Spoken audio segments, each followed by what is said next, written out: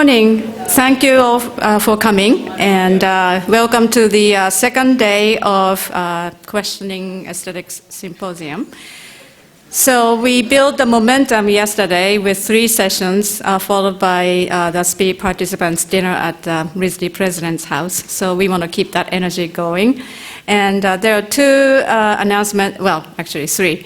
One, I do apologize for people who are here at 9 o'clock because the program booklet says 9, but that was went into printer before we had to change it to 9:15. So on the website, I think you read 9:15.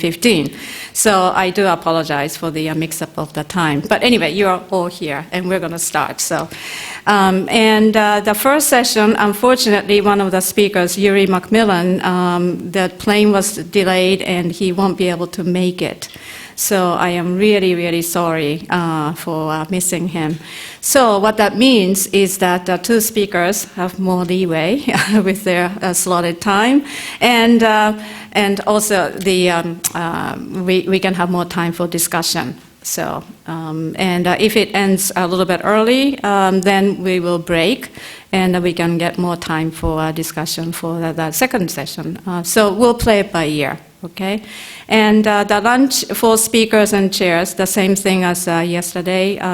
You have to follow me with the ID. That's the only way to get into the space. So, just look for me after the second session, and then I'll take you to lunch place. Okay, thank you very much, and I will hand it over to the first session chair and speakers.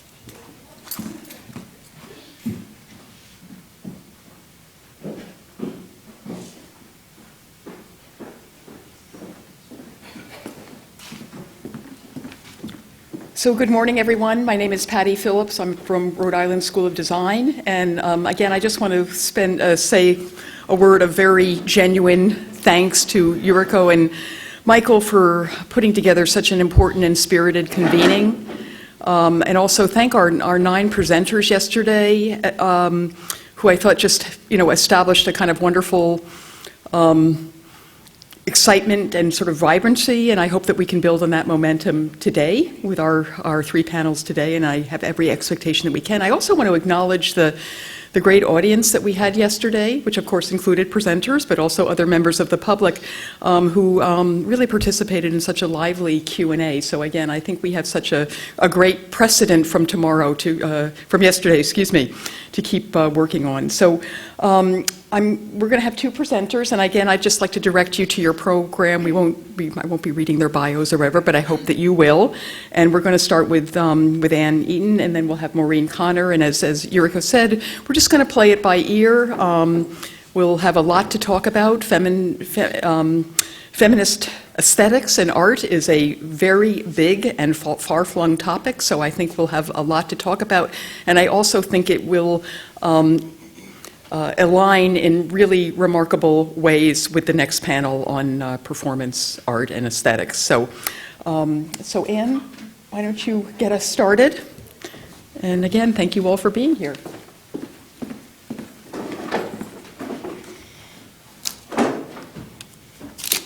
Thank you. I want to begin by thanking Yuriko and Michael for this amazing conference. Yesterday was such a rich day, and I learned so much from all of the presenters. I'm grateful for that. And also to RISD for hosting this, and the Trans-disciplinary Aesthetics Foundation. This has just been a great conference so far. Y'all are a hard act to follow, I must say. So I'm going to talk about, I'm going to move this a little bit. I don't know if that helped. Did. I'm going to talk about something that I've been working on in a couple of different papers lately. And it's been around for some time. So I'm a philosopher, and I do philosophy of art and aesthetics, and I also do feminist philosophy, although I also have graduate training in art history, and so it's been a kind of interdisciplinary thing that I've been doing. But I've moved away from talking about art recently, and I've moved to a topic that we call body aesthetics in feminist philosophy and in the philosophy of art. But the topic's been around for a while, but I think it's really starting to get more attention very recently. And in fact, there's a very fine volume edited by Sherry Irvin, a philosopher at Oklahoma University. Sorry, my water bottle's falling apart. That's coming out on body aesthetics that has a bunch of really terrific essays on the topic.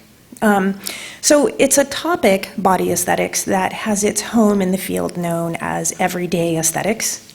And this is a field in which our own Yuriko Saito has written a compelling, subtle, philosophically deep book to which I really continually return. And for those of you who don't know Yuriko's book on everyday aesthetics, I think it has so much to say about so many of the topics that came up yesterday as well. And I don't know if she will recognize the influence of that book in the topic of body aesthetics, but it's really the thing that motivated me to start thinking about it, and that is a work to which I return continually. Body aesthetics is also like has a foot in or a home in the intersection of a bunch of other fields, mostly outside of philosophy, including critical race theory, disability theory, fat studies, and various aspects of gender studies, including feminism and trans theory. Body aesthetics draws from and is continually in conversation with, and has something to offer, I think, also these fields of study. So it's one of these places where I feel like philosophy is drawing from these other fields, but I think this is one of the places where philosophy of art really has something to offer as well. In my own recent work, I've become especially interested in what I call taste in bodies, by which I mean roughly a person's sense of what makes a person, herself or another person, attractive or unattractive in some way.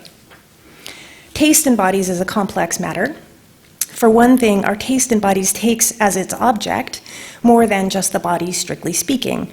It extends to things like things that we do with our bodies, so like manners of comportment, for instance, the way we care for and groom our bodies, and things that we put on our bodies, like clothing, makeup, jewelry, and other accoutrements. Further, physical attractiveness and unattractiveness have many modalities, of which beauty and ugliness are just two. Others include, and so here's just a kind of random list of the other sorts of aesthetic properties that taste attributes to bodies. So, for instance, handsomeness, cuteness, sexiness, chicness, cleanliness, tidiness, fragrance, by which I mean pleasant smellingness, on the one hand, so those are the positive values, and on the other hand, ugliness, dorkiness, dumpiness, repulsiveness, dowdiness, dirtiness, unkemptness, and stinkiness, on the other hand. And that's just, that's an admittedly incomplete list. But you can tell from that list that taste, what I'm calling taste in bodies, is evaluative to some degree. And this is the place, I think, where philosophical aesthetics, which thinks a lot about value and the role of value in judgment and the place of value in the world, this is one of these places where I feel like philosophical aesthetics really has a lot to offer, thinking about these concepts. Now, by evaluative, I want to be clear that I do not mean that taste need involve explicit appraisals of the worth of the object toward which taste is directed.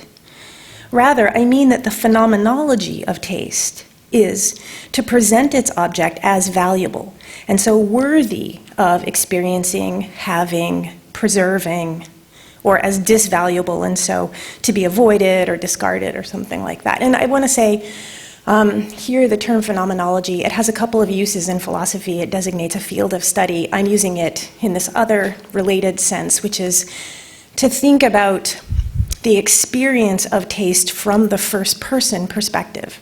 So when I say phenomenology, I mean the what it's like to have taste. And that's the place where I think the value typically lies. So it doesn't have to be an explicitly, thumbs up or thumbs down kind of judgments.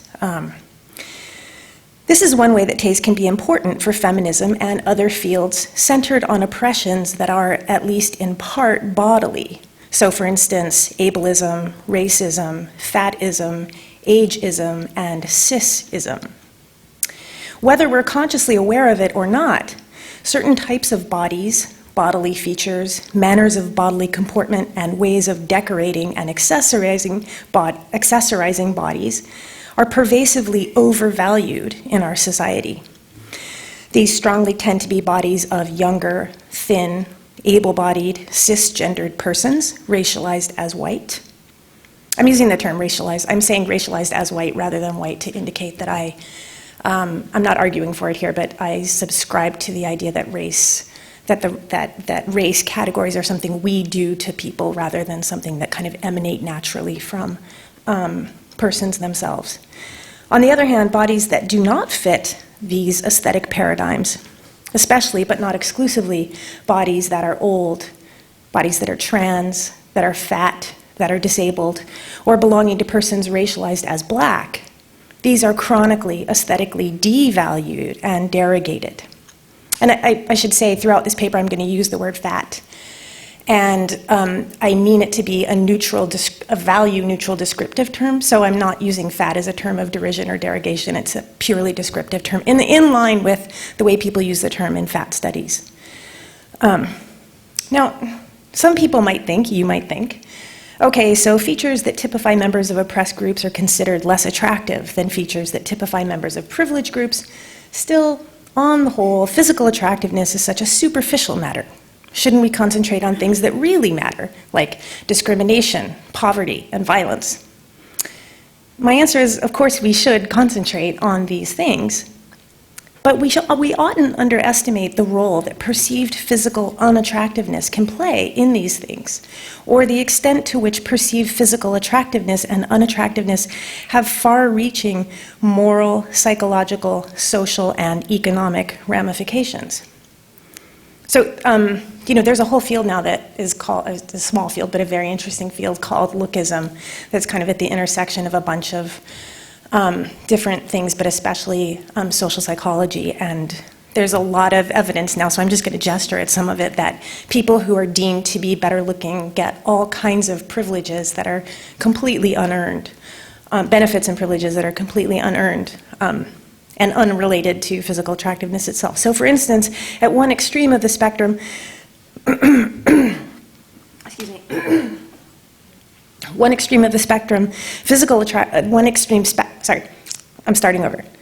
For instance, at one extreme of the spectrum of physical attractiveness, philosophers working in moral psychology have shown that judgments about bodily disgust have historically played and continue to play a role in demarcating and maintaining group boundaries by vilifying and dehumanizing a given outgroup. So a whole bunch of different outgroups disgust has played a role in demarcating these. For instance, women of all colors, Jews, blacks, disabled persons, homosexuals, and trans persons, and I think we see many of these still today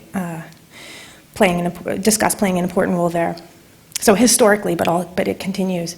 And there's considerable evidence from social psychology that those perceived as merely unattractive or even just plain, right? So you don't have to go all the way to the negative side of the spectrum, but just being perceived as plain, that these people are not only less likely to be judged smart, interesting, and likable than those deemed attractive, but those perceived as unattractive are also more likely to receive unfavorable treatment in, for instance, legal settings, are less likely to be hired and promoted, earn on average lower salaries, and so on. There are these really fascinating studies about babies that are perceived as attractive get like more cuddling and attention from their own caregivers and from other people as well. So it starts immediately and it just lasts through a person's life.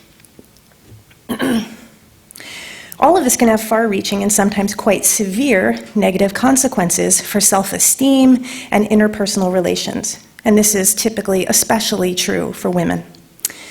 Finally, there's good evidence from social psychology not only that perceived physical attractiveness affects our unrelated assessments of ourselves and others. So there's a lot of evidence that people will be deemed more morally trustworthy the more attractive they're perceived to be, for instance. So that's what I mean by unrelated, because obviously your moral trustworthiness is not related to how attractive you are. So not only that, but also that this is important, but we strongly underestimate the extent to which this is so. So there's a lot of evidence now that this is precisely one of those biases. Lookism is one of those biases that most people tend to like strongly disavow and not see in themselves. So if you ask people, you know, do you evaluate other people as morally trustworthy if they're better looking? People say like, God, no, never, not me.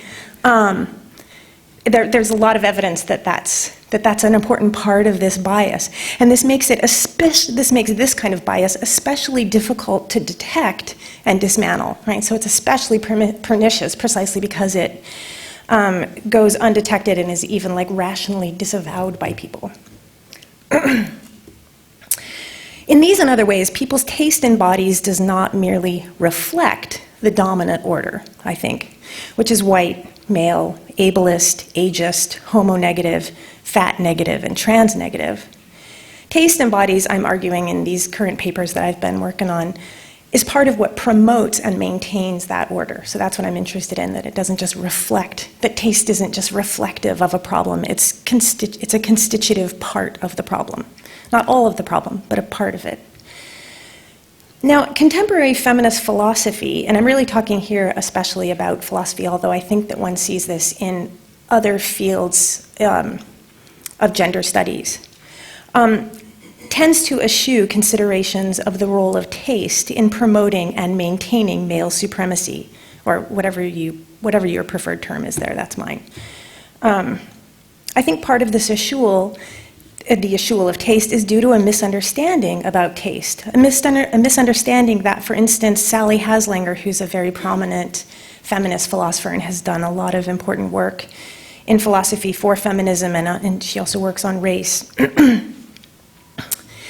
This misunderstanding Sally Haslanger expresses in her important essay. So this is an essay that's won awards in philosophy and is had a big impact. And the essay is titled, "But Mom, Crop Tops Are Cute." That's a quote. Social Knowledge, Social Structure, and Ideology Critique. So in this now kind of famous essay, Sally Haslanger worries that construing the claim, crop tops are cute, that's the claim. Construing that as a judgment of taste would, as she puts it, not make room for meaningful critique. But this is just one of those cases where I feel like you see the disciplinary boundaries within philosophy doing really negative, destructive work here, because most any philosopher of art will tell you that it's a mistake to assume that taste leaves no room for meaningful critique. In fact, like the whole history of aesthetics has been trying to think about how we can justify the normativity of taste, that there's a right and a wrong, or a better and a worse, or something like that. So, contrary to the adage, there's no disputing about taste, most philosophers of art think there is disputing about taste. I mean, how we justify it is part of the project. I'm not saying that that's been completed, but I think most philosophers of art think there is some kind of disputing about taste. For instance, we can ask whether our judgments of taste are properly directed at appropriate aesthetic properties. It's one kind of question one can ask. A different approach inquires into the morality, and I mean this really broadly construed to include like the politics, what many of you would call the politics of taste. For instance, and this is what my current projects are about, we can critically ask whether our taste supports or undermines social justice. So that's one reason for this feminist philosophy's eschewal of taste. Another reason for this eschewal is philosophical feminism's generally intellectualist tendency, and I think we see this intellectualist tendency in other places in feminist and gender studies, feminism and gender studies. By intellectualist tendency, I mean a tendency to conceive of sexism or male supremacy or whatever you want to call it, primarily in terms of people's misguided beliefs about the two sexes, and of course the actions based on these beliefs. While I of course don't disagree that false beliefs, both conscious and unconscious, play a significant role in sustaining the dominant order, I urge that we give more attention to the role of the affective life, and in particular more attention to taste when thinking about various kinds of oppression. After all, on most any plausible account of human action, so there's a field in philosophy where people try to think about what an action is and how actions work, and on most any account action requires not just belief, but also an affective component like desire. By which I mean, so it's not enough that I, believe that there's a bottle of water on the table and believe that I am thirsty, but I need also to want the bottle of water in order to be motivated to act, to do it. The belief by itself doesn't motivate, and that's a very accepted thing. So the affective component, so this is why I think the intellectualist tendency is really forgetting something very important, namely the affective component of human action. So on my view, finding crop tops to be cute, or high heels to be sexy, or thin bodies to be preferable to fat ones, or straight flowing hair to be preferable to kinky, wiry hair, or trans bodies or disabled bodies or old bodies to be disgusting. These are all matters of what I'm calling bodily taste in bodies. I sometimes say bodily taste in bodies. One feature of taste in bodies, as with all taste, is that it can be deeply norm discordant and unresponsive to rational guidance. So what I mean by norm discordance is a kind of technical term, but what I mean is, and this is true for all taste, there are my considered rationally accepted beliefs, the things I believe, and then there's the stuff that I find attractive or desirable. And it very often happens that the taste doesn't coincide with, doesn't do what the rational judgments think they ought to do. I'll explain more of that in a minute, but that's what I mean by norm. So the discord is between the norms I avow and uphold and the taste that I have. Just think, for example, about how effective you might be at arguing your way into finding a particular type of body or bodily feature to be attractive or unattractive. How successful you've ever been at arguing your way in or out of finding something attractive. Alas, right? Would that it were so.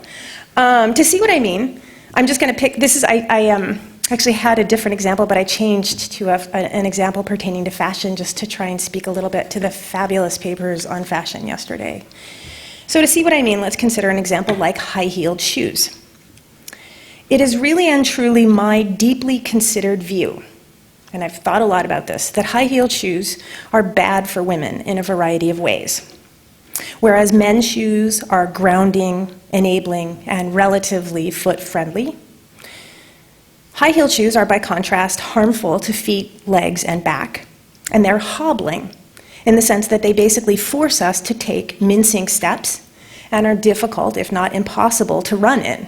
And the higher the heel, the more this is true, right? To wear high heels is not only to participate in, but also to promote an aesthetic that diminutizes and sexualizes women. Our butts kind of stick out more as we wear them, and it's part of adopting a posture that is seen as sexually attractive. And there are interesting psychological studies on this, that people actually can prefer, both women and men, regardless of sexual orientation, prefer the gait of a woman in high heels to the gait of a woman wearing, sneakers or whatever. So to wear high heels is not only to participate in, but also to promote, insofar as one looks good and others see one looking good and think, hey, to promote an aesthetic that diminutizes and sexualizes women. For these reasons, I think we ought not wear high heels. And one might give similar reasons against crop tops and all sorts of things. Just to be clear, I don't mean that anyone should be prohibited from wearing high heels, that they should be outlawed. I certainly don't think people should be shamed for wearing high heels. But I do think if we could, eliminating high heels would be an important, and sexually revealing clothing and stuff like that, would be an important part of eliminating the taste for these things and an important component of achieving gender equality. That is what I believe. And I will argue all day that point. But here's the rub. While I'm fully, as we say in philosophy, doxastically committed to this, I believe this.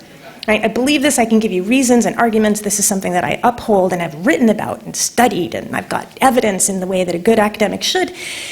I nevertheless own several pair of high-heel shoes, and I wear them regularly. Why? Well, I'm sure you can guess, because I think they make me look good, and I care about looking good.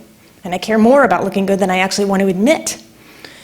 Because I don't think that that's something that a woman should care so much about either. To put the point in a way that connects up with what I said earlier, because I have developed a taste for heels. And when it comes to making decisions about what to wear, my taste often wins out over my well-considered convictions. In fact, I just had a conversation with Jonathan this morning about, feeling a little tired because we stayed out late last night, and I'm thinking I'm looking a little tired, and so I'm going to put on some lipstick this morning. I don't actually rationally endorse that either, but I did it. And this is what I mean about action, right? The thing that determines my actions most often is my taste, not my well-considered convictions, at least not when it comes to deciding how I'm going to present myself to you here today. And so I end up embodying and promoting something that I rationally disavow. Now, even if you don't agree with me about heels, I think that's fine, we can have that argument later, but even if you don't agree with me about that, I hope you recognize the general phenomenon. And I bet you, for every single one of you, there's something like that in your life with respect to how you maintain and present your body. And I hope you can see why it's important. So this is the kind of thing I've been working on. And I've recently finished a paper on fat negativity for this collection by Sherry Irvin, where I consider the role of disgust and other negative attitudes in maintaining fat oppression, and especially to the disadvantage of fat women. And I've just started a paper that looks at the role of taste in maintaining a white supremacist hair aesthetic that derogates the many kinds of hair that typically are associated with persons racialized as black. And so this, I want to say, there's a lot of talk in the African American community, there has been for a very long time, about black hair, and it usually is about black women's hair, and whether to relax or not, or straighten, should they go natural, or what sorts of things are appropriate. And that's not the kind of paper that I'm writing. I'm trying to think about the role that white people have in promoting an aesthetic that raises that question for black women. And so I'm trying to think about promoting what I'm calling a white supremacist hair aesthetic that values flowing hair. Where actually I was just watching a video, it's a commercial for Pantene, I think, and this hairdresser, and he says, the great thing about straight hair is the movement. It's all about the movement. And this is just out there, the flipping of the hair and the twirling of the hair, and this is something that's really valued, and that aesthetic is not one that is friendly to the kinds of hair that typify people who are racialized as black. And so promoting that aesthetic raises a question, especially for black women, about whether to go with it, try and achieve it, or at great expense, or stand against it, take kind of oppositional stance. But one has to position oneself with respect to it, and the people who are responsible for promoting that aesthetic are us, me. So that's what that paper's about. And finally, I'm working on a couple of papers on pornography that consider the way that the dominant forms of porn, by which I mean dominant forms of heterosexual porn, function to malform their audience's erotic tastes in ways that maintain gender injustice. Now, in all of these papers, I'm especially interested to think not just about how taste perpetuates oppressions of various sorts, but also to think about how we can bend our taste in bodies in the direction of social justice. How can we change taste for the better? And as I've said already, the thing about the norm discordance and the thing about taste and its norm discordance is that rational argument is not the way to get yourself to find a certain kind of thing attractive. You can believe that fat oppression is a terrible thing, but that's a very different thing from accepting and even finding fat attractive on your own body or somebody else's body, right? So how can we change taste in this direction of bend it in the direction of social justice? So I've probably gone on too long. I'll just say very briefly that I'm developing an Aristotelian account here, which is centered on habituation. So this is something that Aristotle talks a lot about with respect to cultivating proper virtue. Habituation involves, according to Aristotle, and I think this is the right way to think about it, guided exposure to the thing in question, where the point of the guidance is to ensure that the trainee, as it were, the person whose taste you're trying to change, comes to see the value or the disvalue, depending on which way you're trying to work the habituation, to the thing in question, the thing to which she's being habituated. So this is the way in which Aristotelian habituation is not like operant conditioning or something. The idea is not just to get you to like something, but to come to see what's valuable about it. So through habituation, one comes to develop the standing disposition to take pleasure in the right sorts of things and displeasure in the right sorts of things. This is something that Aristotle thought was important to being a good person, a virtuous person, and to have those feelings with the proper intensity. In other words, I would say, this isn't a word that Aristotle uses, but I would say to develop the right taste for things.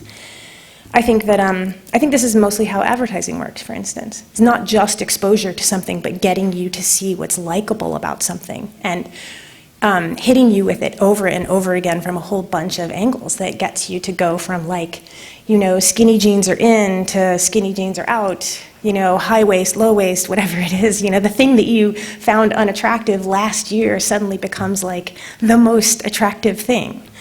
Our tastes do change. And that's an important, I think habituation is one of the main ways that we do this. There are others. Vivid pictures, and this is where my interest in art history and how images work. Vivid pictures, moving or still, entice their audiences to have evaluative sentimental responses to the objects they depict. So I mean evaluative, again, in that sense, not explicit thumbs up, thumbs down judgments, but the experience of perceiving something as valuable. You know, oh, the high-waisted skinny jean, that looks nice, that kind of thing. To have evaluative sentimental responses to the objects they depict. And this directed engagement, so pictures are part of directing one's engagement to the thing to which one is being habituated. This directed engagement inculcates in the audience a predisposition to have the same kind of response to similar objects in the world. So that's my plan, to develop that kind of account. And that's all I've got. Thanks for listening.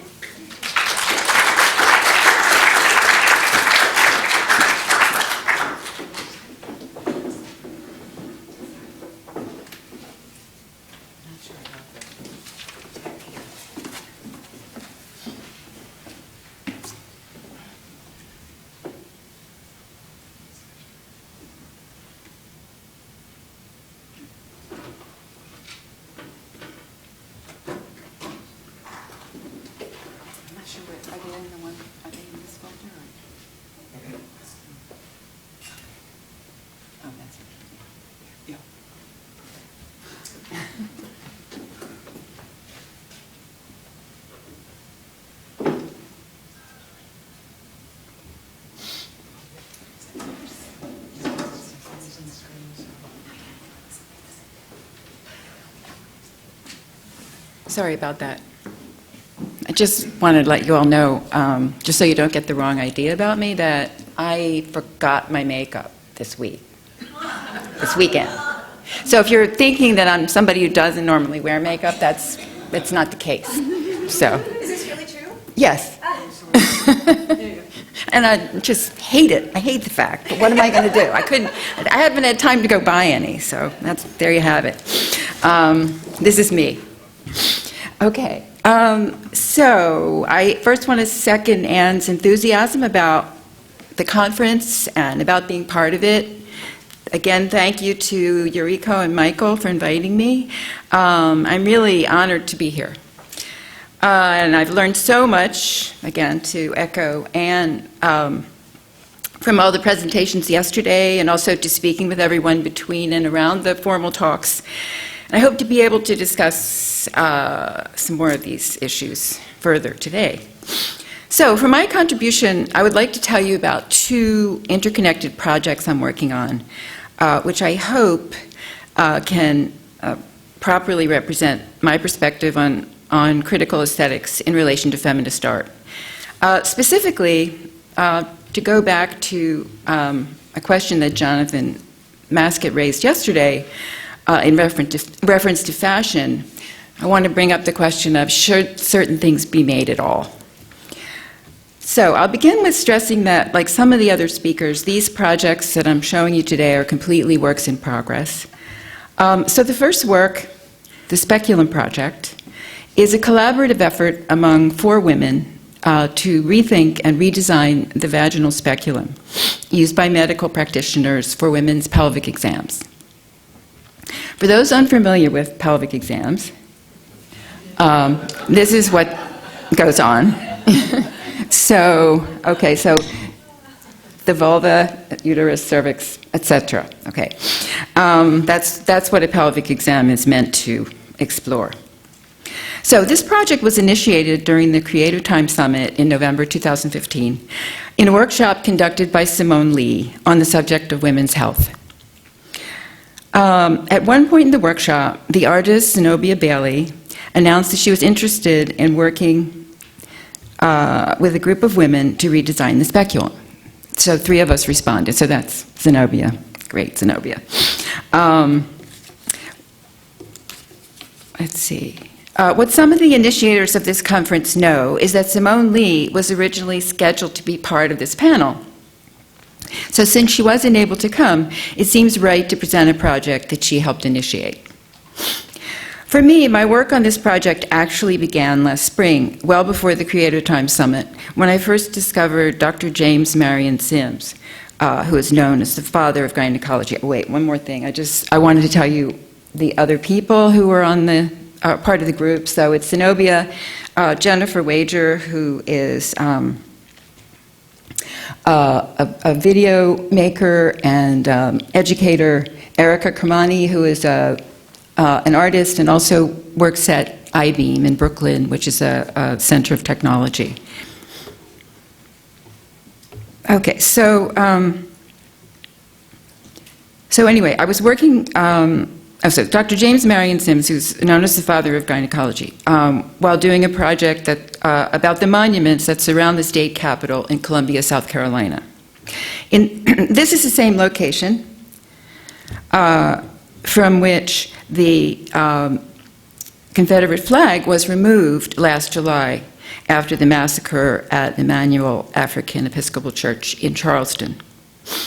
And sorry, I'm forgetting the name of the woman who's taking. This is the woman who took the flag down on her own and was arrested for it. And I'm sorry, I'm forgetting her name. Does anybody remember it? Anyway, I'll make sure I get it to everybody later.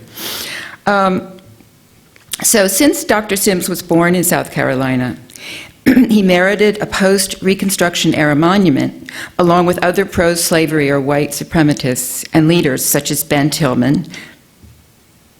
That is the Columbia Monument for Dr. James Marion Sims.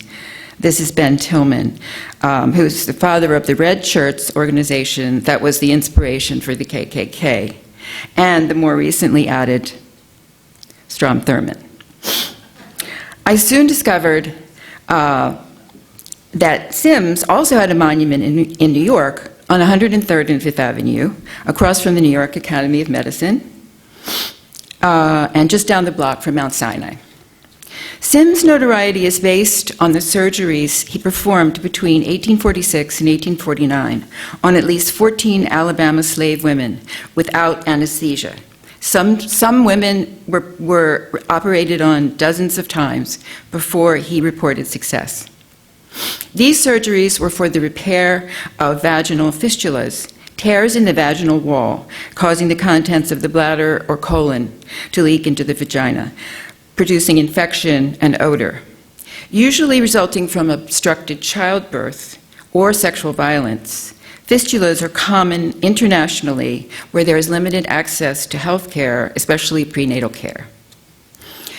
The effects of the fistula frequently result in chronic pain and, in some communities, social ostracism.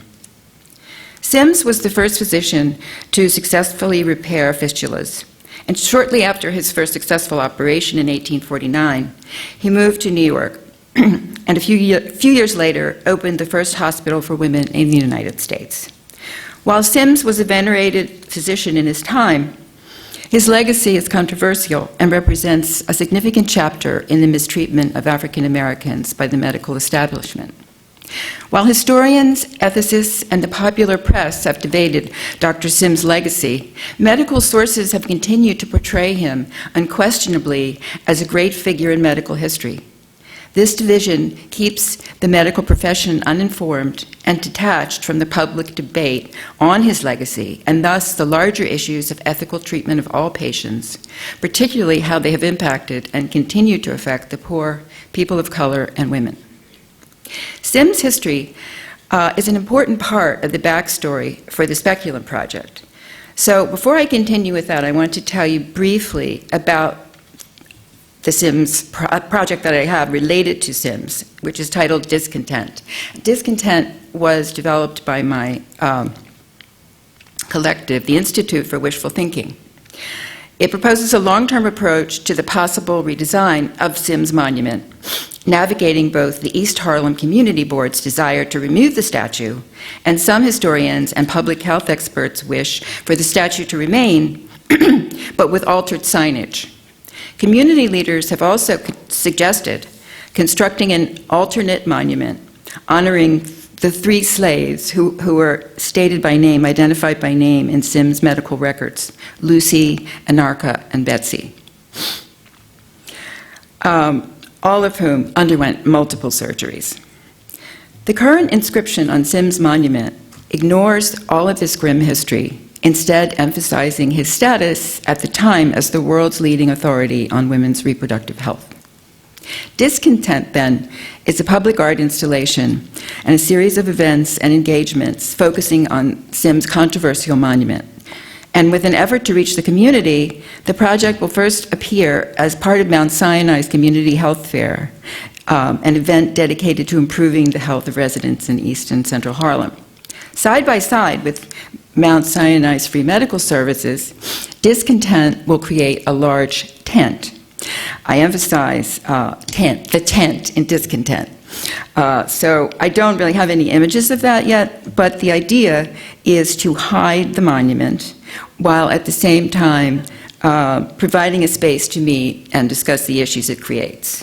In the tent, we'll present readings by Harlem Liberation Theater of Jocelyn Huxley McLaughlin's award-winning play, The Silver Thread, which is based on Sims' 1840s experiments, followed by discussions about ethical medical research practices. Discontent will then invite suggestions for the redesign or reframing of Sims' monument. We will discuss what monuments are for, what makes a successful monument, as well as how the residents of East Harlem feel about having this structure in their neighborhood.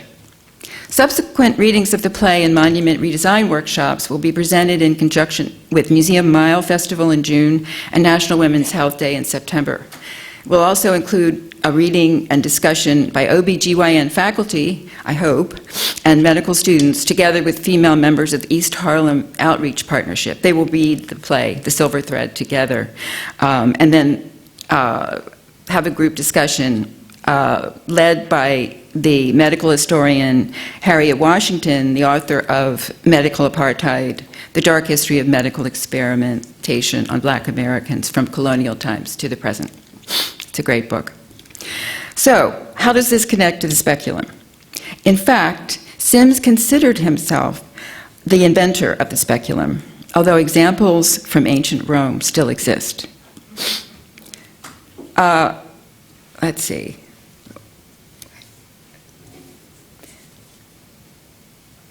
Wait a second, getting ahead of myself. Oops. What was that?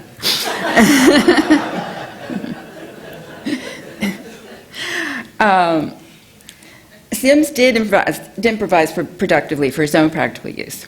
The writer and anthropologist Terry Capsalis put it very well in her wonderful book, Public Privates, Performing Gynecology from Both Ends of the Speculum, when she said, if this is the father of gynecology, we need to rethink the field of gynecology.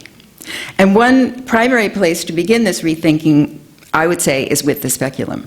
Probably almost any woman in this room will agree that vaginal exams with the speculum are among life's more uncomfortable experiences.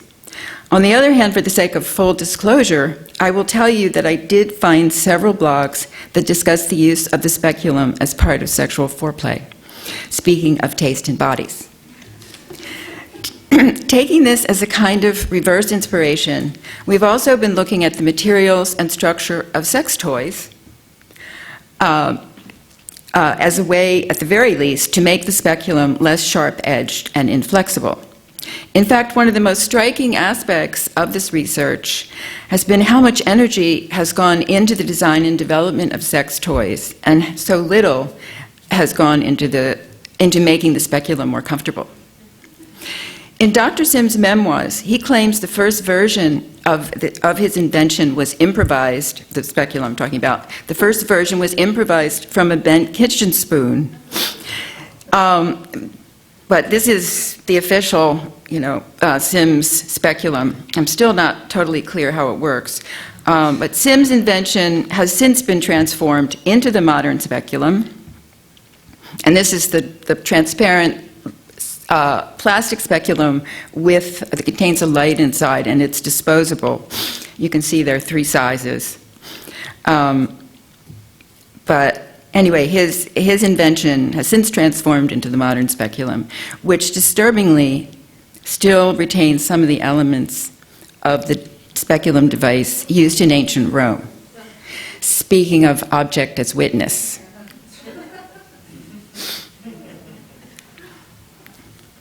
We've also looked at the range of existing speculums. The Patterson Speculum has the flat, narrow design. Wait, I'm sorry, that's not this Patterson. This is Patterson. Patterson Speculum has a flat, narrow design that is meant to accommodate a narrower vagina. These speculums are advantageous in younger women, virginal women, or for women who have never given birth, as well as elderly women. And then go back to, the Graves speculum has a wider blade, and their sides are also curved. These are generally used for women who have given birth one or more times. As you can see, in both cases, there's a range of sizes, which is something that I never even really thought about until I started this research, because nobody ever asked me, if I needed a smaller size, or if I was even comfortable. So, one of the things I found out was since doctors started using the transparent plastic throwaway speculums, they pretty much just order like a huge quantity of mediums, and that's kind of what they have on hand. So there are, however, no references guiding examiners in their choice of speculum size.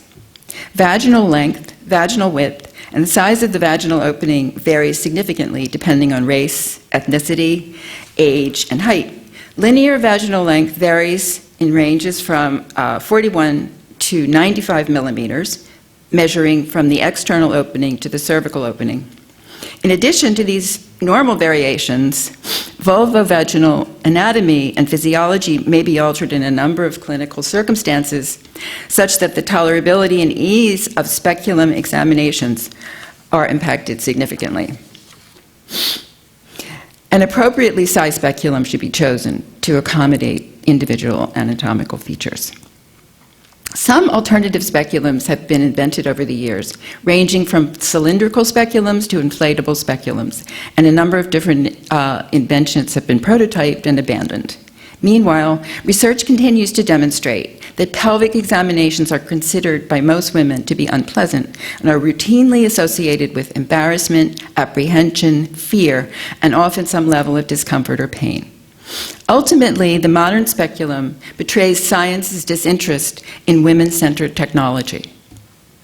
So as our design group looks at the various textural and functional aspects of speculum design, we still find ourselves asking why, in a society so technologically advanced that we can replace a hip joint and send people to space, why is it that we haven't invented a better speculum?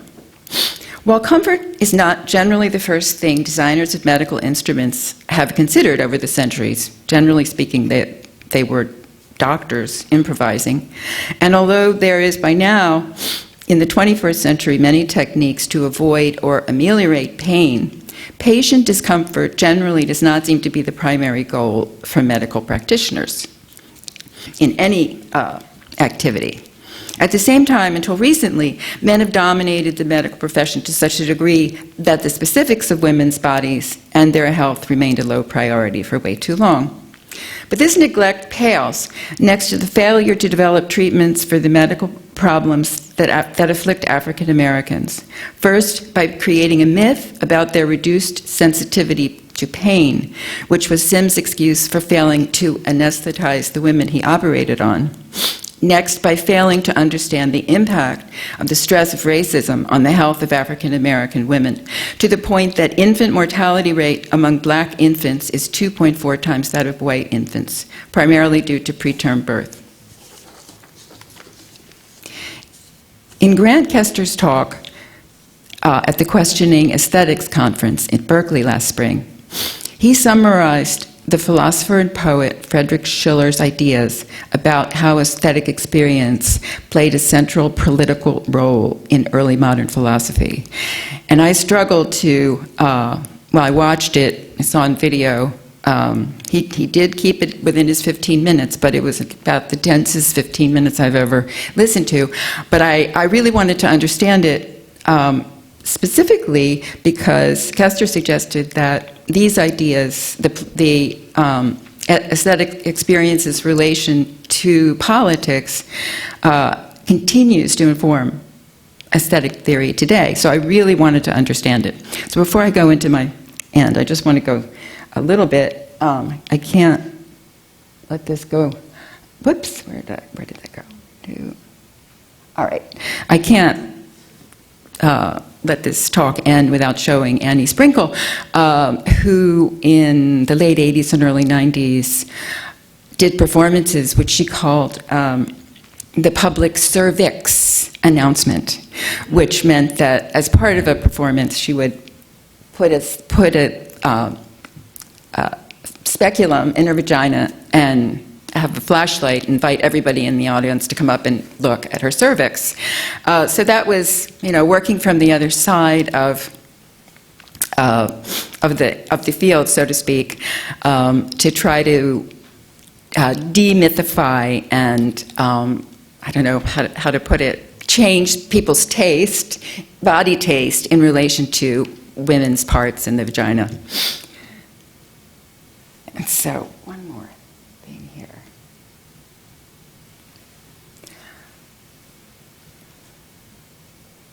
I just wanted to show you the survey that we've put together. Doesn't seem to be coming up. Anyway, I was hoping that I would be able to give you a link for the survey today, but it's still not totally ready to be disseminated. But I would certainly love to send it to you if you're interested in taking the survey. Women only. I'm sorry. It's a survey about your experiences. Oh, thanks. It's a survey about your experiences with the speculum over time. Also asking questions like, has the doctor ever asked you if you were uncomfortable or suggested that you might use a smaller, that she or he might use a smaller speculum, or also there are different positions that women can take. Anyway, so if you're interested, please come to me, either give me your email later or I'll give you mine, and I'll make sure that you get the link when it's finished. So, back to Kester and the idea that aesthetic experience played a central political role in philosophy. Aesthetic experience in both Schiller's time and now, according to Kester, as his summary of this, is meant to perform ameliorative work, pointing out that in Schiller's view, political change is merely the mechanical or pragmatic extension of the real work of social change, which only occurs, again, according to Schiller, through the singular incremental transformation of the subject at the level of individual consciousness. However, Kester goes on to suggest that we now need to recognize the efficacy or agency of the practice of reform, of the political, as itself being constitutive of subjectivity and capable of transforming subjectivity and agency in meaningful and revolutionary ways. I hope that's clear.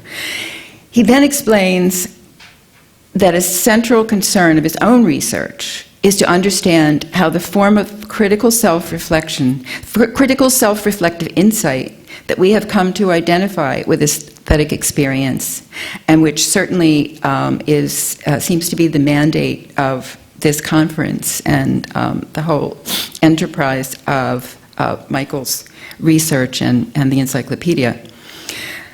So we've come to identify the critical self-reflective insight that we have come to identify with aesthetic experience can be produced in contexts and through forms of cultural, social, or institutional framing, quite different from those we associate with conventional works of art.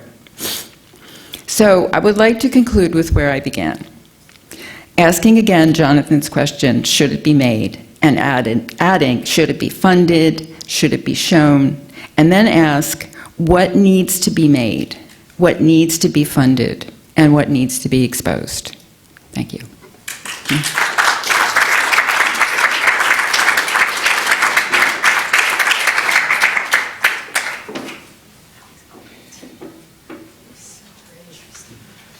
So we'll open this up to questions. Oh, sorry.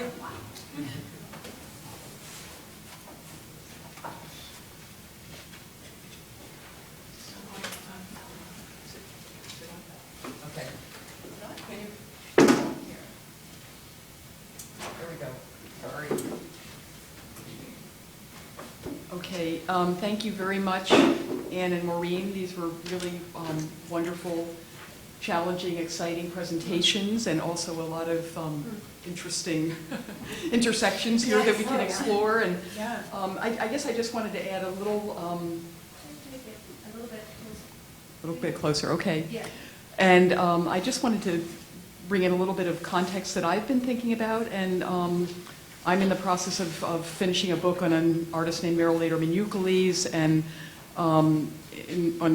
in a couple of weeks, Carolee Schneemann will be coming to lecture at RISD, and it's just made me sort of think about these two remarkable and legendary women, both born in 1939, contemporaries, and where we sort of come from thinking about feminist art and aesthetics in maybe the past 40 to 50 years.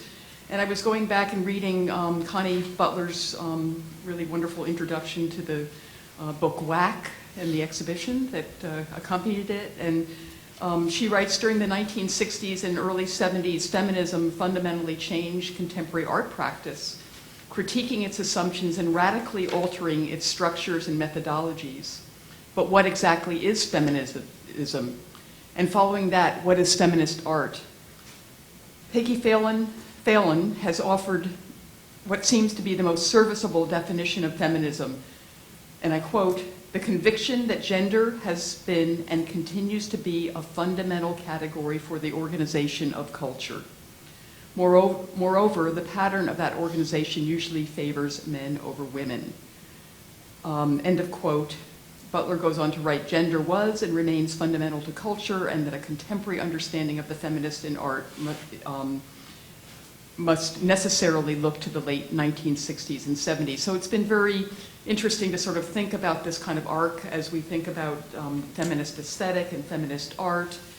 And what I felt so compelling about both of your presentations is that, looking at sometimes the kind of difficult and challenging sort of contradictions that we live with in terms of ideas of taste, but also both of you underscoring so in such an important and significant way that these are really key sort of structural and fundamental issues that have to do with questions of equity and its disparity, and whether we're talking about the social, the economic, the political, and how the two of you were able to sort of, again, kind of work along that kind of, we have the sort of historical axis of the 60s, 1960s to our current day, but then this other axis of how this becomes kind of a lived and embodied kind of experience for all of us. So I found that really, really important and remarkable in your presentations. And I think I also wanted to just mention, I was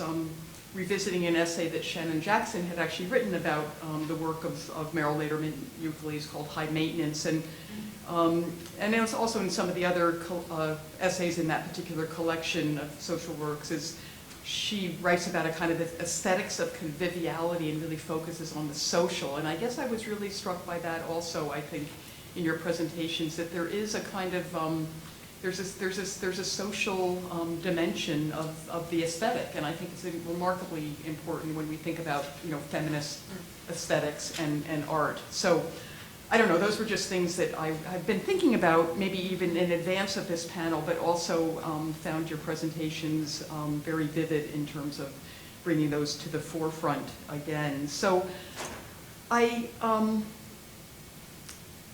guess I would want to just to get things started, did either of you have anything that you wanted to say about each other's presentations and the kind of topics of research that you're engaged in? I just loved Maureen's presentation. That was so interesting. And I will just say, I have never been asked what size speculum I would like. I've never been asked if I was comfortable.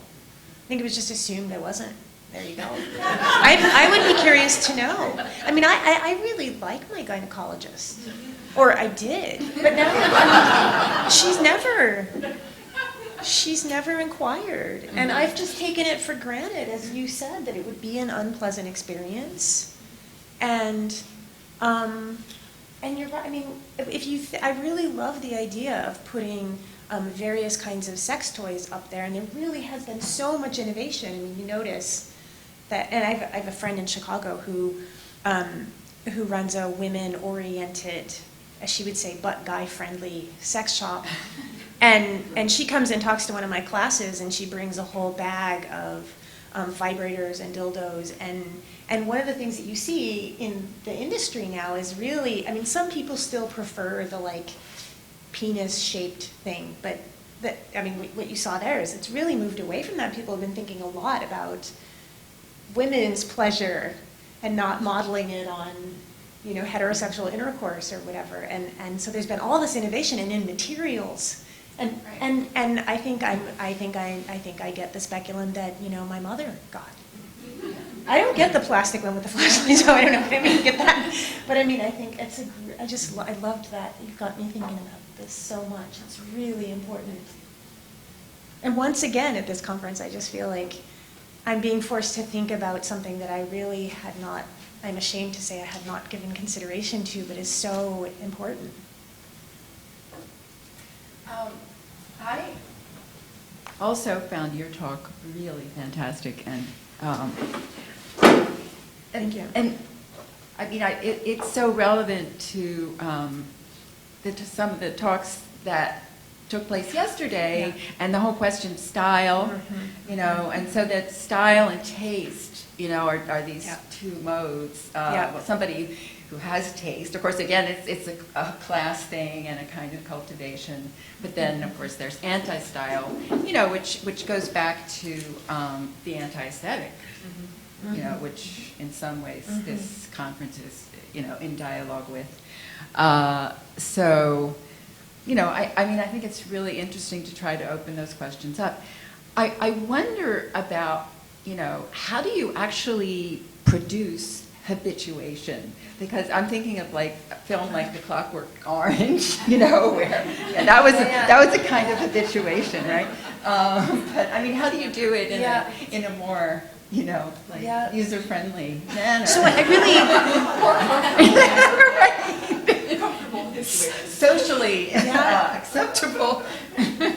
So I do think of advertising and pornography as two really good models of ways to get one to find something, something, whatever it is, whether it's a practice or an extended object or anything, to get one to see the value in something, to find it attractive or unattractive. I mean, there's a lot of habituation that goes on You know, and it happens in movies and all sorts of places, you know, just, you know, finding fat people to be ridiculous, which is a kind of aesthetic judgment, right? And you just start thinking about all of the movies in which fat people are represented as ridiculous and we are made to laugh, where humor is an aesthetic response, and that's... Right, older women also.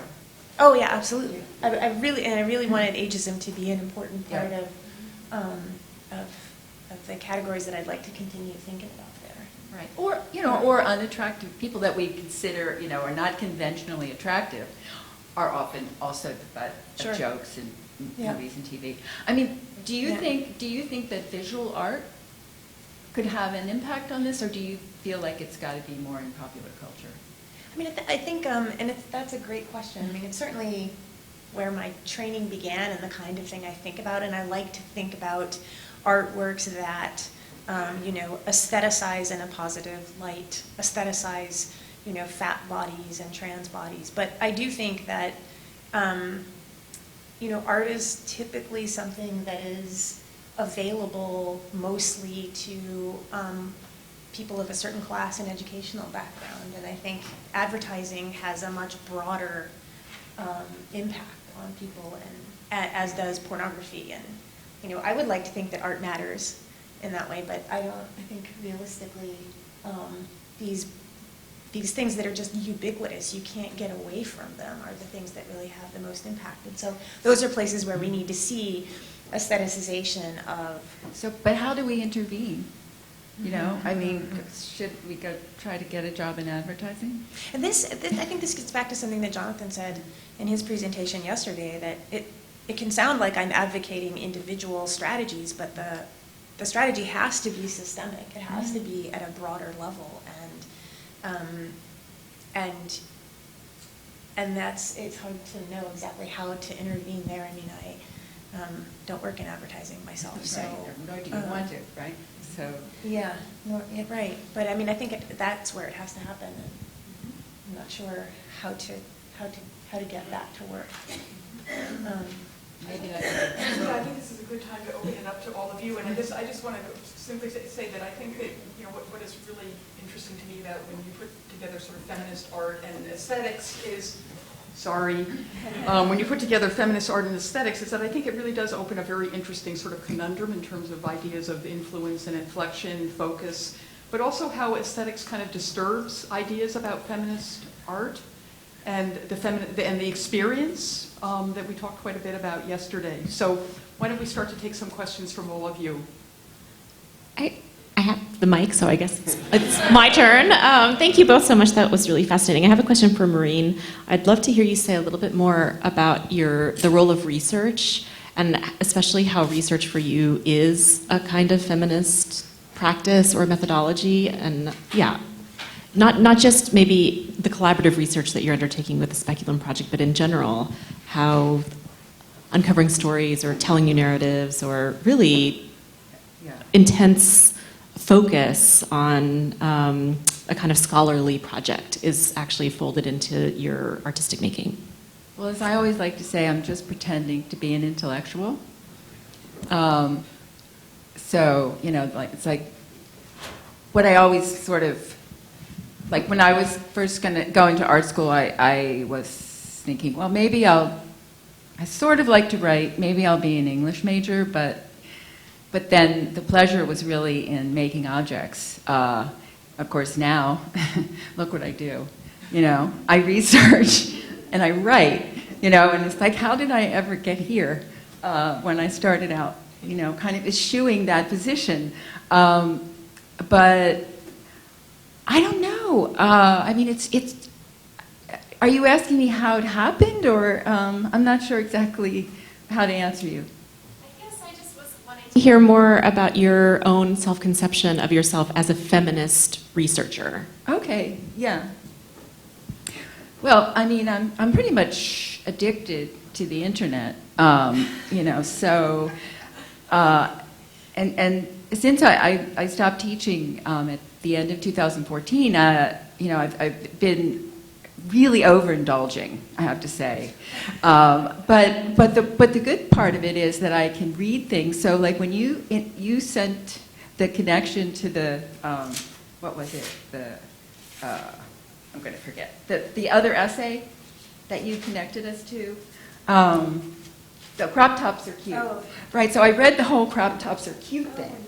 And, you know, it's like the kind of thing you normally don't have time to do. You are a feminist researcher. Yes. But I mean, the problem is, how do you pull it all together? You know, I mean, that's always the big problem for me. I could research, you know, 24/7 for, you know, years and be so happy.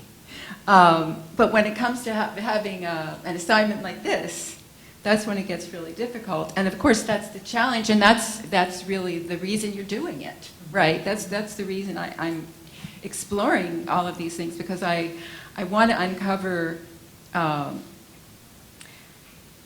materials, how to call it? I mean, aspects of oppression, aspects of hidden issues, things that are taboo, and try to find ways to expose them to the public, but also hopefully to ameliorate them somehow, you know. And so, you know,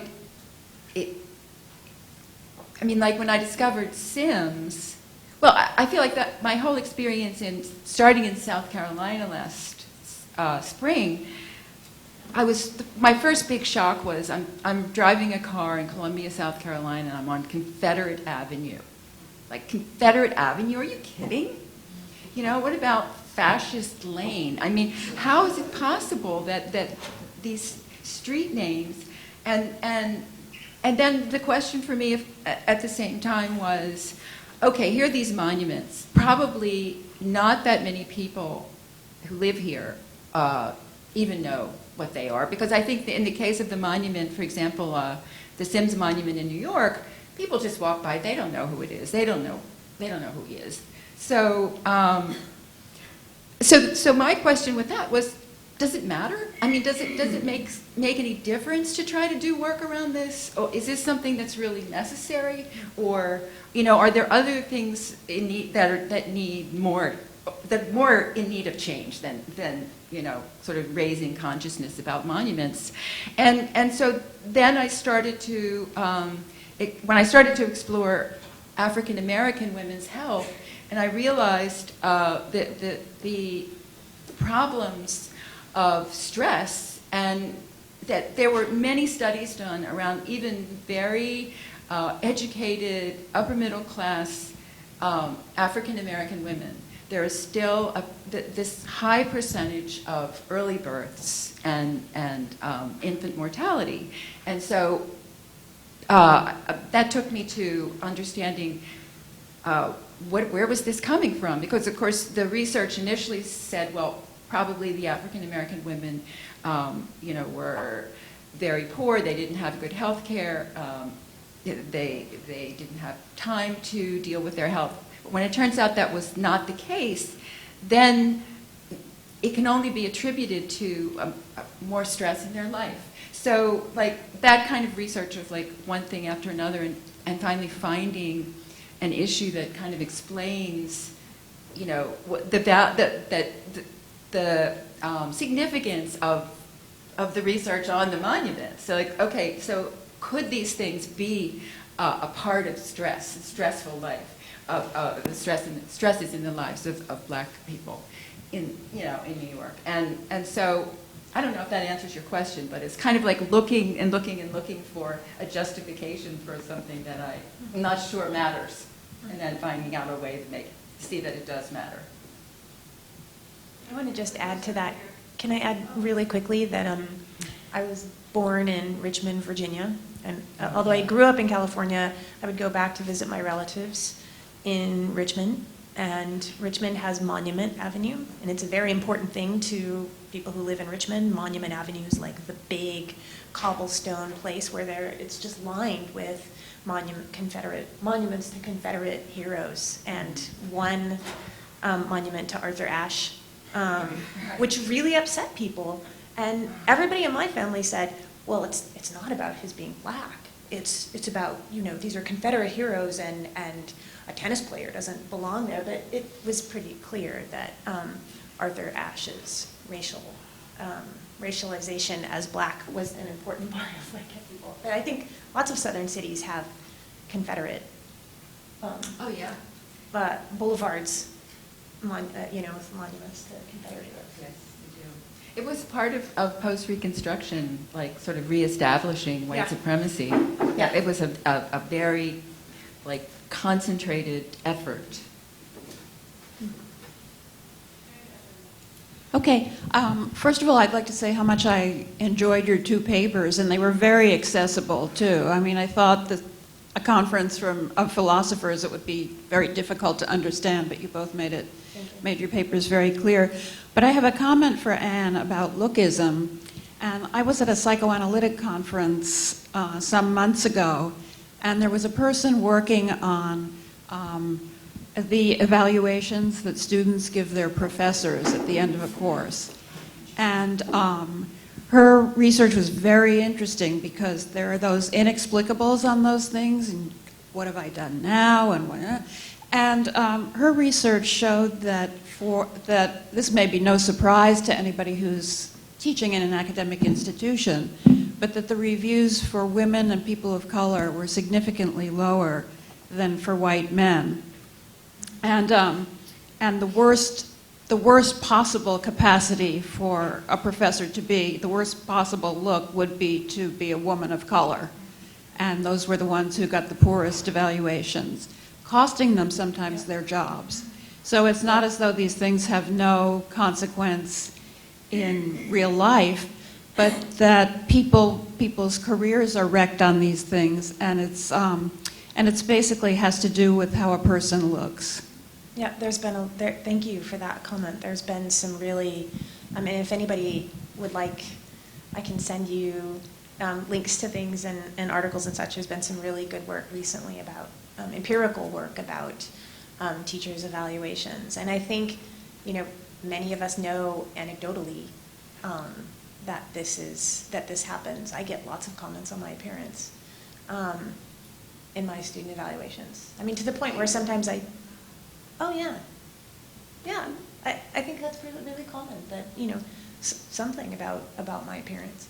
I have a good friend. My first job was at Bucknell University, which is a liberal arts college where teaching really matters a lot. And so the student evaluations matter a lot. Now I'm at a research institution, and they matter a lot less for promotion and tenure. But at a teaching university, they matter quite a lot, in my experience. And I have a friend who's a fat white woman who didn't get tenure because of her teaching evaluations. And she was in a different department. I had seen her teach. I had seen how much time she put into her students. She was there at 5 o'clock, office hours, and working with them. She was in classics. And she seemed like a really amazing, dedicated, very capable teacher. But her evaluations were always bad. And they often said things about her body. And she didn't get tenure, and she left academia. She didn't get tenure because of the evaluations they told her. It was because her evaluations for 6 years were just so bad. But yeah, you're right. It also hits women of color, especially art. I guess I have the microphone next, so thank you so much. I guess second, third, fourth, whatever, I feel like I was just blown away by your papers, and I'm really rethinking a lot of things. And especially, I'm really helping me really rethink the question of aesthetics and the relationship to art, so I really, really appreciate that. And I wanted to kind of just point out maybe some sort of different approaches to the question of aesthetics that I recognized in both of your papers, and wondering how they might kind of come further into conversation. Well, first of all, the one with the focus on taste in bodies as a relationship to lookism. And you did a beautiful job, I think, Anne, of kind of making us understand how much that is not a surface question. Thank you. And then similarly, Maureen, your interest, though actually you never, I don't know if you ever really used the word aesthetic in your talk. You did? You did, okay. But I want to kind of put a plug in for, oh wait, that's the wrong word maybe. For how integral the question of aesthetics is to the speculum, right? But it's not the aesthetic of how it looks, it's the aesthetic of how it feels. And this is really the area for me that, and probably why women's bodies are just not considered, unless it's a sex toy, in terms of this question of the tactile, the touch, the feeling that is internal.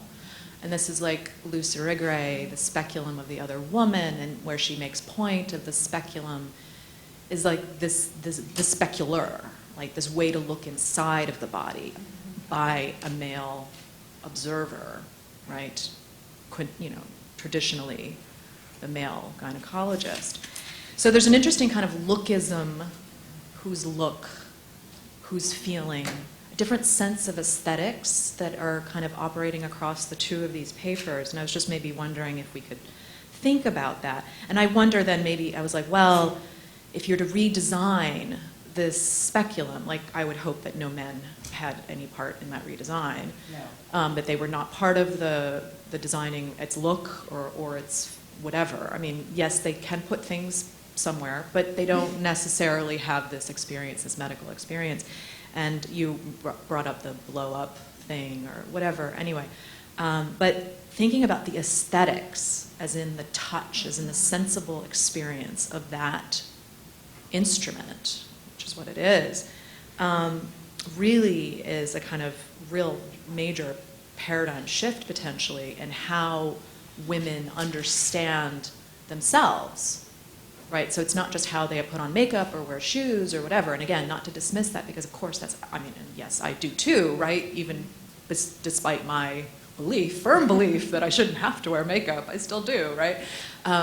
Anyway, but this is also something that I think really is really going to be key in terms of thinking the field of aesthetics. And I'm not coming from the field of philosophy of aesthetics, but if someone could do an aesthetics of touch, which has of course been completely, unfortunately, within the history of aesthetics and philosophy, just so totally at the bottom of we don't think about that animal thing, that is touch. If someone could really engage that, I wonder how much that would help. So maybe both of you could speak to that. I just want to, I was going to say put in a plug. I want to, again, refer everybody to Yuriko's book on everyday aesthetics, which is one of the places where this gets talked about in our field. And also Carolyn Korsmeyer, Korsmeyer, has written a book about disgust and is now currently working on touch as one of these. And she's kind of the grande dame of feminist aesthetics and has written various other things that I could refer you all to. But she's currently working on a project about touch as this deeply underappreciated sense that would be so great to bring into conversation with this. I so agree with you. It's a really good point. Yeah, well, I mean, I think sight is just dominant, and I did a project about 20 years ago about the senses, and ultimately it was really, everything ended up being visual, even though there were other components to all of the parts of it. And so, I mean, and that's certainly a very, I'm going to say male perspective on viewing the world. Of course, we're all focused on vision and seeing, and it's how we orient ourselves. And, so that's another question about habituation. How can we, what can we do to start shifting that? Is that something that could be in the territory of art somehow? I mean, even trying to go there and figure out how to represent touch, that it's so hokey. I mean, it's so hard to get beyond the kitschy aspects of, what kinds of experiments first come to mind. And I think a lot of people don't ever go there. you know, because it's so, I'm not saying you couldn't, but, you know, it's so, I don't know, it's a taboo, kind of, really, you know, to focus on these things. I think in some ways it's a taboo. And Yeah. every philosopher of art in this room knows just how deep this runs in our field. And it was certainly there before Kant, but Kant really instantiated sight is the primary aesthetic sense, and then hearing and the others just go by the wayside in a big way. I mean, not just that they're ignored, but they're derogated. They're seen as, you know, less valuable senses. I mean, not even, some would say, you know, it has been said over and over again, not even aesthetic, which is why feminist philosophers attempt to recuperate, and from ordinary, everyday aesthetics, the attempt to recuperate these so-called lower senses as important aesthetic senses has been such important work. Okay, I want to allow questions from audience who are, who have not, you know, participated yet, and the chairs and the other speakers will have chance. So I want, if you don't mind, I would like to. No, I would like to, but Yeah. Hi, I had a question for Professor Connor. You said that vision is male-oriented, and I was wondering if you could explore that a little bit.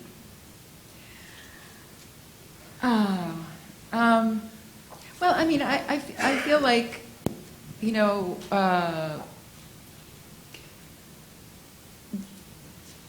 theories of cinema and, you know, the male gaze, not that women don't see, but sort of theoretically, women have been placed in this position, and I agree that's our position, is that we're more concerned about being looked at. I mean, I think that we're put in this place, and it goes back to body taste again, that culture has, you know, created a situation for women where we're more kind of self-observing than we are, or maybe we're observing others in a competitive way, but, you know, I think traditionally women are not encouraged to, you know, look out with the kind of curiosity and you know, desire to, again, you were mentioning the issue of desire, right? That you need to have this desire to take in what you're looking at, to, you know, experience, knowledge, whatever it is. That women have not been encouraged to do that. So, you know, I'm not saying that women don't see, but I think women are not taught, you know, they're not taught to see, or not even, taught isn't even the right word. I mean, they're just not, they're not encouraged to see in the same way that men are. Can I just add to that, related to the thing that I was just talking about, what one sees in philosophy, for instance, I mean, what has been kind of theorized in philosophy in the hierarchy of the senses, where the non-contact senses, sight and hearing, are considered the higher senses, the more important ones, the intellectual senses, and the senses that involve contact and body, smelling, tasting, touching, because they involve contact with the body, are associated with, you know, they're the more bodily senses. And so put that against a background of women traditionally being associated, and I would say associating ourselves with, I mean, we do, after all, dress ourselves in order to attract visual attention. It's not just something done to us, right? I put that against a background of women being associated with body. You get this idea that vision and hearing are more associated with masculinity. I would say not maleness, but masculinity. And they're also considered sort of closer to the animal senses, you know, closer Body, to, yeah. closer to the natural world, so-called, you know, so that, which is, you know, with the female realm, or traditionally. Does that answer your question? I wanted to follow up on Julia's question about research and sort of the role of research in making, I guess, in a conscious way. You ended by saying you weren't sure about where all this was going and whether it really made sense to raise consciousness about these 19th century monuments in New York City. But I mean, I actually think about this a lot because I teach here and I'm trying to figure out how my research is connecting to young artists and designers learning how to work. And in fact, I think that what you're doing is not raising consciousness about monuments, it's raising consciousness about the erasures of history. And sort of acknowledging that and recognizing that is something that speaks very directly to our students and sort of reminds me of what's going on campus right now among the Black and minority students protesting the lack of recognition of their own experience. So I feel like there are many ways to take that. I'm also really interested in your focus on the speculum, and since I've been to RISD, since I've taught at RISD, I've been trying to interest the industrial design students, especially the young women, in redesigning the mammogram machines, which are another instrument of torture. Totally, yeah. And I can't quite figure out why they're not interested, except for the fact that I think they're too young to have experienced them. So that's one way. You should do a field trip.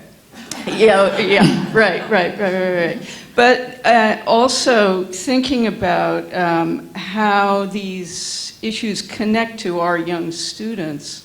I'm thinking about the role of advertising and the way in which fine artists can get themselves sort of inserted into public culture in ways that have been done in the past and are very powerful, in fact, very powerful public forms of art, because it's not where you expect it. You don't expect in the advertising in the subways to be confronted with sort of rethinking what that advertising is about.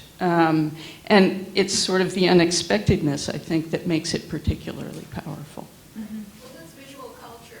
Excuse me for interrupting, but to me that's all part of visual culture, and it's been studied for a long time. And you know, the ability to take apart an advertisement or to open a copy of Cosmo or Playboy, and what are you really looking at? That's part of what we do in visual culture and our department. And in art history, I mean, was my training. But I'm sorry, I just wanted to, I think, are you advocating that maybe we try to take ads in the subway? Yeah, no, because I think that's great. I mean, artists have done that, like, Alfredo yeah. Did you ever see it around last night? And he did subway ads, and there's what's the Grand Fury, right? Yeah. You're right, I mean, I think it has a lot of potential. And you need to find an enterprising RISD student right now who will help you on this project. Really. And I'm curious to know, are there, have people at RISD worked on things like sex toys, for instance? Is that something one might do here? Is that? I don't know of any example, but there in the past, I do remember a long time ago, there was a industrial design project on how to improve the, what do you call, when you get the pelvic exam, the stirrups. Yeah. Oh, yeah. So That's another component, yeah. But it seems like this is the place to take these up in a way. I will propose to somebody about sex toys. Yeah, why not? Yeah. But I mean, it seems like, so once you start working on sex toys, you're thinking very much about touch and about that aesthetic pleasure in particular, and this should lead right into thinking about speculums. Really the entanglements of experience, Yeah. which seem to be the heart of Yeah. aesthetics, right? Yeah. I mean, can you imagine designing a speculum that might actually be pleasurable? Like, it almost seems taboo to think about I think that, that's right? another That part that of might it. actually be a pleasurable experience. Not just neutral, but might be one that actually allowed for some enjoyment, like, my goodness. I think, that doctors that want to steer clear of that, except for the fact that the first Yeah. vibrators were Yeah. medical, right? Yeah. They were meant to cure hysteria, and doctors used them for women to masturbate in the end of the 19th century, Right. because they thought that women who were hysterical couldn't have sex or couldn't comfortably have sex, and they needed the release. So doctors would use the vibrators on the women. I'm sure you've seen the movies. Anyway, there's... I'm sorry, question from somebody who will not be at lunch or some of this. Yeah, and then maybe, I'm sorry about discriminating, but because the participants will have, this time to walk very much in the discussion and maybe afterwards. So I just want to, so my apologies. I know many people are like itching. No, and I was just going to say that I do think actually it's sort of the aesthetics of pleasure that is actually the taboo. So I think touch comes into it, but there's this notion that the speculum experience could be pleasurable. I think that's about keeping distance from the body. Right. And I remember once having the internal examination, and I said to the doctor that was the most pleasurable internal examination I've ever had, because they actually warmed the speculum first. Yeah. And so for the first time, it wasn't just this sort of retracting into shock and discomfort, but it seemed a very odd thing to say that was the most pleasurable internal experience I'd had, because then it moves into the I think the area of sexuality, Right. and that actually if we engage with pleasure, it becomes sexual rather than kind of a celebration of the pleasure of the aesthetic body experience. And just to round off, I am doing a class in the summer, an intensive, and it will be sort of how do we tap into desire within the body. So I'm sure there'll be some sex toys that maybe come out of that. I'd love to hear more about that. That's here at RISD? Yeah, in the summer, if you want to sign up.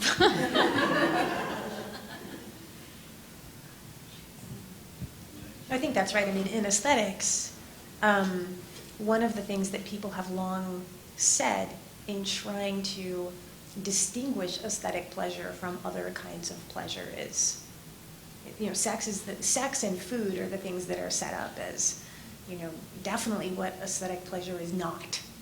So, and the worry is that it might be like that. No, it's a different kind of pleasure, and there's a whole really long history, and it's still happening. Actually, I'm commenting on Elva Noe's recent book on aesthetics and art in a couple of weeks, and so I've been reading that, and there's still people saying aesthetic pleasure is disinterested and distanced in some way. I mean, this is still, even though you sort of think that has, because there's been a big backlash against that in the philosophy of art by some people in this room.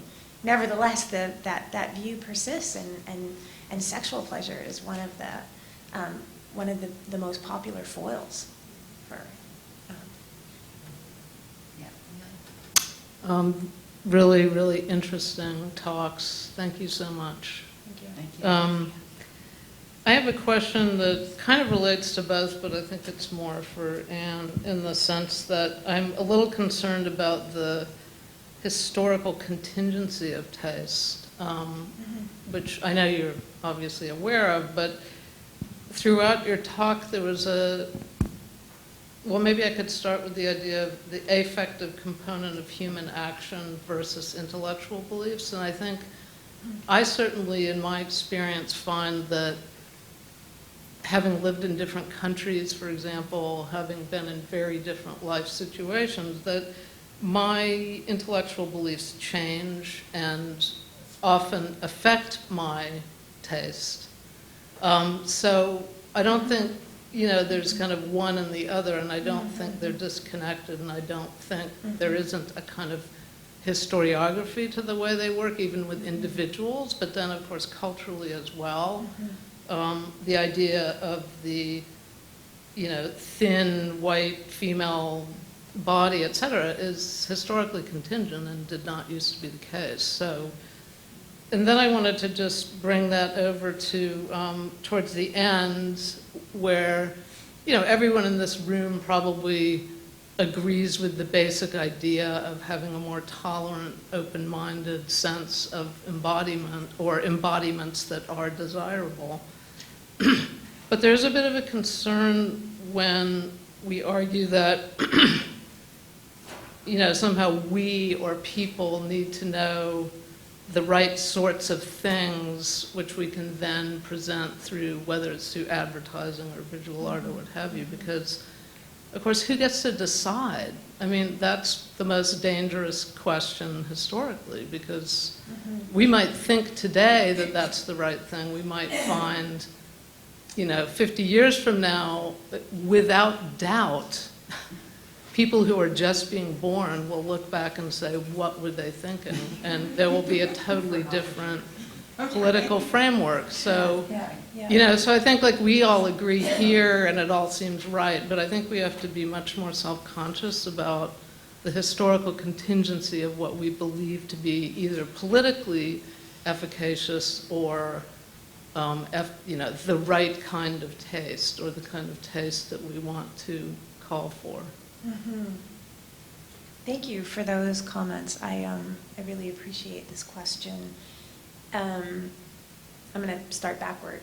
I agree about the historical contingency point, and I did mean to be describing our situation now. So when I'm talking about the idealization of the thin, racialized as white, young, cisgendered, etc. body, I meant to be describing our situation now, and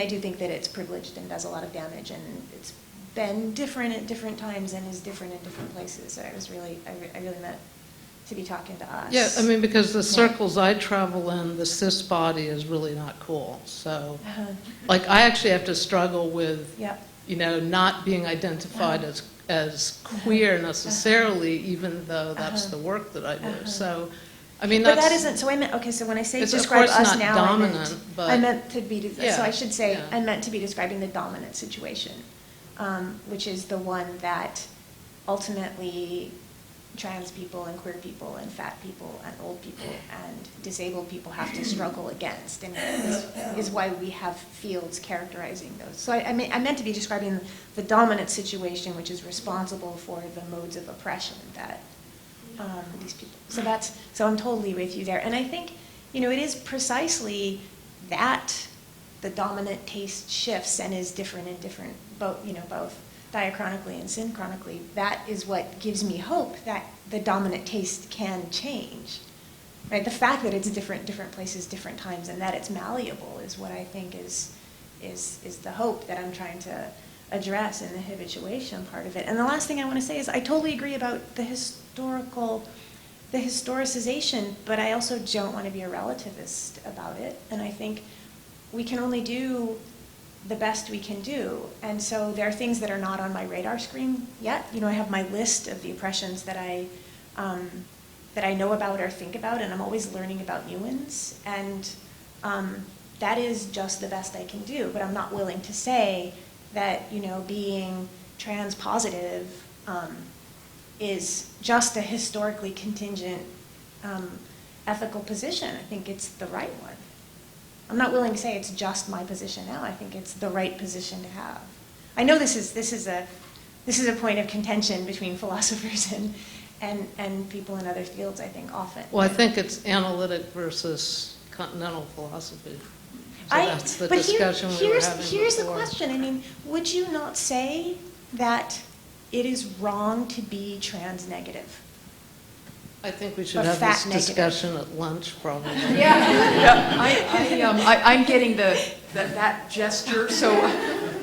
So you're right. We can continue the Yeah, and I just really, in closing, I just really want to thank you both, Anne and Maureen, for fantastic presentations. And I read something this morning saying that for a long time for feminist art, aesthetics has been on the back burner.